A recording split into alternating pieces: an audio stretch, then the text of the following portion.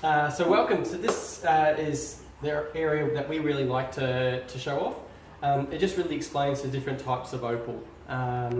So there are three types of natural opal. If it's natural opal, we call it a solid opal. Okay, so this is the first type. It's where the opal goes through the whole stone. It might be made up of common opal or precious opal, but basically it's all opal. So you've got black opal here, white opal, crystal opal, and then semi-black opal.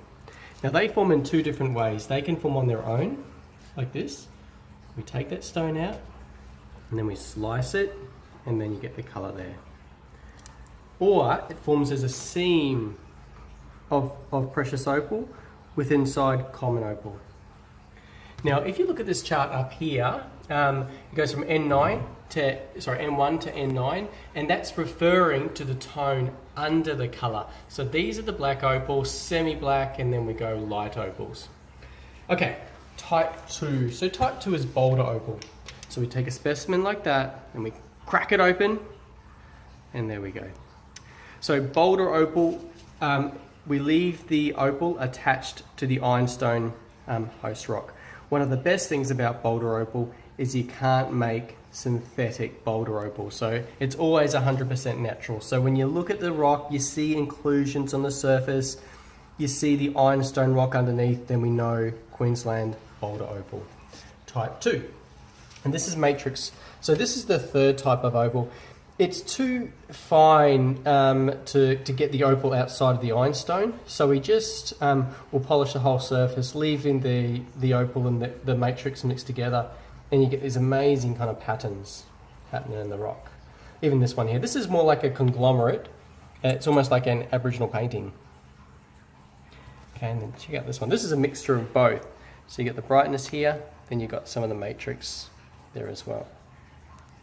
Beautiful, even in the low light, look at that colour. It's intense. Okay, so just a little game. So we like to get to do this game for a lot of visitors. So one of these stones is 1,000, one is 800, one is 600, one is 400.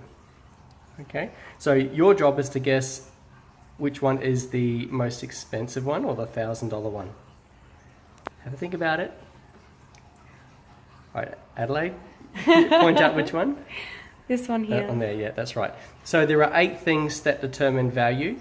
You have the type, brightness, pattern, colour, shape, tone, transparency, thickness, but most important is brightness. Again, in the low light.